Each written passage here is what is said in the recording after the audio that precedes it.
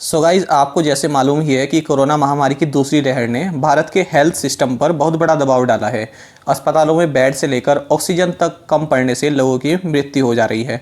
तो अब health infrastructure और सर्विसेज को सपोर्ट करने के लिए रिजर्व बैंक ऑफ इंडिया ने 50,000 करोड़ रुपए के स्पेशल लोन स्कीम का ऐलान किया है। जैसा कि आप यहाँ पर देख भी सकते हैं, the Reserve Bank of India will provide a term liquidity facility of ₹50,000 crore to ease access of funds for emergency medical services. ये यहाँ पर जो आप टर्म देख रहे हैं, टर्म लिक्विडिटी फैसिलिटी, इसका मतलब होता है फ्रेंड, देखिए जब भी भारत में बैंक्स के पास शॉर्ट टर्म कैश शॉर्टेज हो जाता है, ठीक है, तो उसकी पूर्ति के लिए रिजर्व बैंक ऑफ इंडिया इस तरह की लिक्विडिटी फैसिलिटी प्रोवाइड कराता है। जब भारत में जैसे कोई इकोनॉमिक क्राइसिस हो जाए, कोई पैंडेमिक आने की वजह से जिस तरह से अब हो रहा है, ठीक है, तो इकोनॉमिक क्राइसिस ही एक तरह से स्टेबिलिटी नहीं है इकोनॉमी में, तो इकोनॉमी में स्टेबिलिटी लाने के लिए रिजर्व बैंक ऑफ इंडिया इस तरह के कदम उठाता है कि लिक्विडिटी फैसिलिटी प्रोवाइड कराता है। तो इस उद्देश्य से जो इमरजेंसी मेडिकल सर्विसेज हैं, इनको अच्छे से फंडिंग हो सके, ठीक है, इसके लिए रिजर्व बैंक ऑफ इंडिया ने 50,000 करोड़ रुपए का लोन प्रोवाइड कराएगा, ठीक है। अच्छा, इसके बारे में हम आगे जानते हैं। Under the liquidity scheme, banks can support entities including vaccine manufacturers, medical facilities, hospitals and patients।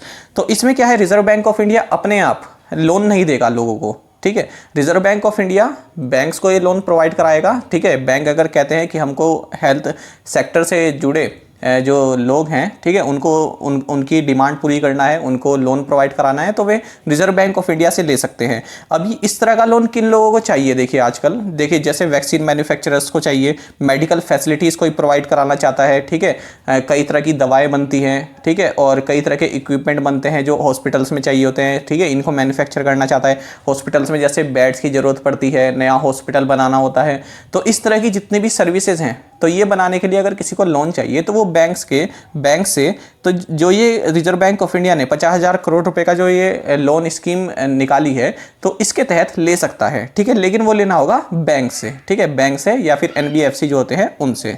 अच्छा, अब इसमें अगर हम बात करें तो अब बैंक जो है रिजर्व बैंक ऑफ इंडिया से ये जो 50,000 करोड़ रुपए हैं, ये 31 मार्च 2022 तक ले सकते हैं, ठीक है, और इसकी जो पूरी जो ड्यूरेशन रहेगी, जो टेन्योर रहेगा, वो 3 साल का रहेगा। अच्छा, किस रेट पर लेंगे, 4% पर लेंगे, जो कि रेपो रेट है। रेपो रेट क्या होता है, जो सेंट्रल बैंक है हमारा रिजर्व बैंक ऑफ इंडिया, ये जिस इंटरेस्ट रेट पर जो बाकी के बैंक्स हैं उनको लोन प्रोवाइड कराता है, उसको बोलते हैं रेपो रेट, ठीक है। अच्छा, अब ऐसा नहीं है कि रिजर्व बैंक ऑफ इंडिया ने जैसे कहा है कि 50,000 करोड़ रुपए का हम ये लोन स्कीमें खोल रहे हैं, तो ऐसा नहीं है कि हर एक बैंक को 50,000 करोड़ रुपए मिलेंगे, ऐसा नहीं है। 50,000 करोड़ के अंतर्गत टोटल ये अमाउंट है, ठीक है। अब एक बैंक 2,000 करोड़ रुपए ले सकता है, ठीक है, एक बैंक 5,000 करोड़ रुपए ले सकता है, ठीक है, तो जितने का भी वो लोन दे रहा है, ठीक है, तो वो जो है 50,000 करोड़ रुपए के अंतर्गत आएगा। याद रखिएगा, रेपो रेट पर मिलेगा, जो कि फिलहाल 4% है। अच्छा, अगर हम इसमें आगे देखें तो ₹50,000 crore emergency health services loans will be classified as priority sector loans for 3 years और repayment whichever is earlier.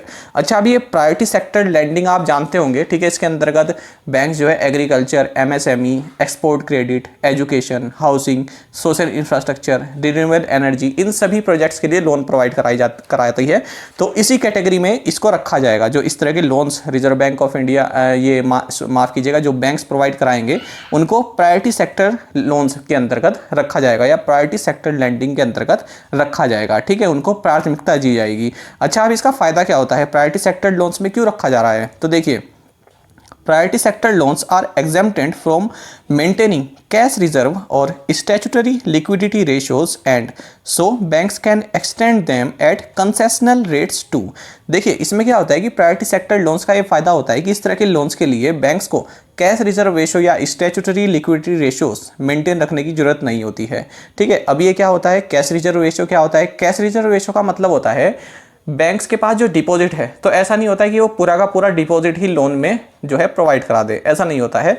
Banks को उस डिपॉजिट का कुछ हिस्सा अपने पास रखना होता है, कैश के रूप में अपने पास रख सकता है या फिर रिजर्व बैंक ऑफ इंडिया के पास लैंड कर सकता है, ठीक है, लेकिन इस पर रिजर्व बैंक ऑफ इंडिया उसको कोई इंटरेस्ट पे नहीं करेगा। और दूसरा भी स्टैट्यूटरी लिक्विडिटी रेशियोज, ये भी इसी तरह से है, ठीक है, कुछ परसेंटेज जो है, जो टोटल डिपॉजिट का कुछ परसेंटेज अपने पास रखना होता है, लेकिन ये जो है जरूरी नहीं है कि आप कैश के रूप में रखो, गोल्ड के रूप में रख सकते हो, सिक्योरिटीज़ के रूप में रख सकते हैं। ठीक है, तो बैंक अपने पास गोल्ड या सिक्योरिटीज़ या लिक्विडिटी के रूप में इसको अपने पास रख सकता है, डिपॉजिट का कुछ हिस्सा। ठीक है, तो इस केस में जो ये अब जो हेल्थ इंफ्रास्ट्रक्चर के लिए बैंक्स जो लोन प्रोवाइड कराएंगे, तो उसके लिए इस तरह की कोई लिमिट नहीं है कि आपको कैश रिजर्व रेशो रखना है या स्टैट्यूटरी लिक्विडिटी रेशो आपको मेंटेन करना है। अच्छा, आगे बढ़ते हैं। आगे क्या कह रहे हैं, banks can create a special loan book. ठीक है, अब इसमें एक स्पेशल लोन बुक आपको बनानी होगी, बैंक्स को मेंटेन करनी होगी, पूरा हिसाब उसमें रखना होगा कि आप किसको आपने कितना लोन दिया है हेल्थ इंफ्रास्ट्रक्चर बनाने के लिए। ठीक है, तो उसका पूरा हिसाब उस अलग सी लोन बुक में रखा जाएगा। आगे देखते हैं, ये काफ़ी इंपॉर्टेंट है। अब देखिए, जो बैंक्स हैं, तो रिजर्व बैंक ऑफ इंडिया कह रहा है हम आपको इंसेंटिवाइज भी करेंगे। किस तरह से? Bank would be eligible to park their surplus liquidity up to the size of COVID loan book with the Reserve Bank of India at repo rate minus 25 basis points or at 3.75%. Presently, banks park their excess funds at the reverse repo rate, which is 3.35%. देखिए, इसमें reserve Bank of India banks को जो है एक incentivise करना चाहता है। ठीक है, इंसेंटिव भी देना चाहता है। किस तरह से? देखिए, अब मान लीजिए पीएनबी की हम बात करते हैं। पीएनबी की जो टोटल कोविड लोन बुक है, ठीक है, मान लीजिए पीएनबी ने 2000 करोड़ रुपए तक का लोन दिया है। ठीक है, तो अब क्या कर सकता है पीएनबी? अगर पीएनबी के पास 2000 करोड़ रुपए तक का अगर इनके पास सरप्लस अमाउंट है, ठीक है, तो वो इस अमाउंट को रिजर्व बैंक ऑफ इंडिया के पास रख सकता है। ठीक है, और किस रेट पर ये रख सकता है आप? Repo rate minus 25 basis points. Repo rate जो है वो आपको मैंने बताया 4% है, तो इससे 25 बेसिस पॉइंट्स आप माइनस कर दीजिए, 3.75% पर रख सकता है। तो यहाँ पर फायदा है। क्यों फायदा है बैंक के लिए? क्योंकि अगर फिलहाल इस केस को आप हटा दीजिए, अगर फिलहाल बैंक अपना जो सरप्लस अमाउंट है वो रिजर्व बैंक ऑफ इंडिया के पास रखना चाहता है, तो रिजर्व बैंक ऑफ इंडिया उसको रिवर्स रेपो रेट की जो होता है उस पर इंटरेस्ट पे करता है। ठीक है, फिलहाल क्या है? 3.35%। ठीक है, तो यहाँ पर देखिए बैंक्स को फायदा हो रहा है।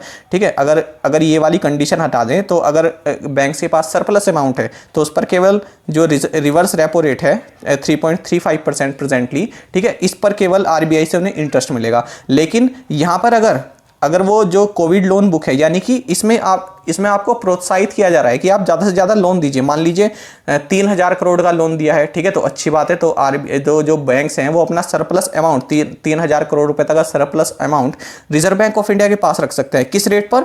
3.7% पर। ठीक है, और वरना उन्हें कितने पे रखना होता? 3.35% पर। तो यहाँ पर बैंक्स को जो है थोड़ा फायदा हो रहा है।